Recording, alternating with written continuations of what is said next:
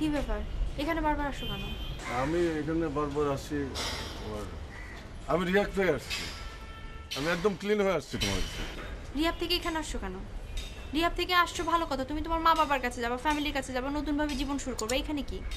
না মানে তুমি আমাকে একটা নতুন জীবন দিয়েছো। এটার একটা কৃতজ্ঞতার ব্যাপার আছে না? আমি তোমার কাছে আবার নতুন জীবন শুরু করার জন্য আসছি আমি।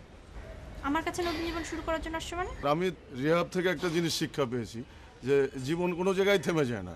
জীবন যে কোনো জায়গা থেকে আবার নতুন করে শুরু করে যায়। আমার কাছে কি? আমি কি করব? আমি তো তোমাকে নিয়েই নতুন জীবন শুরু করতে। আমি তো নতুন জীবন শুরু করছি, বিয়ে করছি, সংসার করতেছি। তুমি তোমার মতো সংসার করো। তাহলে আমি অসুস্থ ছিলাম, তুমি আমাকে সুস্থ করলে, আমাকে নতুন জীবন দিলে, আর তুমি এটা কি বলতেছো? আমি তোমাকে বলছি যে তুমি রিহাব করে আসো, আমি তোমার বিয়ে করব, নতুনভাবে জীবন শুরু করব। না, তুমি একটা সন্তানের জন্ম দিবা, সেই সন্তানটাকে ঠিকমতো লালন পালন করে মানুষ করবে না, তাহলে কিভাবে? তাহলে আমার সুস্থ হয়ে লাভ কি? তুমি কি চাচ্ছ যে আমি আবার মানে আবার খাওয়া দাওয়া শুরু করে অসুস্থ হয়ে যাই? তোমার মতো ফালতু ছেলে আর কি করতে পারে, হ্যাঁ? তোমার মতো ফালতু ছেলে কখনো ভালোভাবে মানুষ হতে পারে না, ভালোভাবে জীবন শুরু করতে পারে না। তোমার যা খুশি তাই করো। যা খুশি তাই করবো?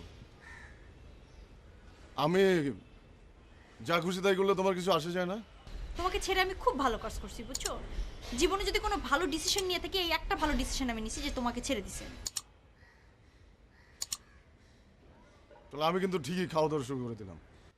যা খুশি তাই করো। তুমি তো জানো যে আমি কিভাবে আমারে শেষ করতে পারি, আমি নষ্ট করতে পারি, ধ্বংস করতে পারি। তুমি আমারে নতুন জীবন দিলে, আবার ফিরে আনলা সব কিছুতে।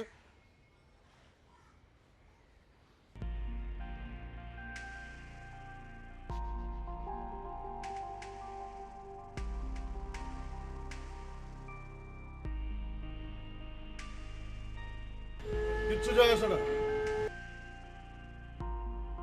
কিচ্ছু যায় আসে না।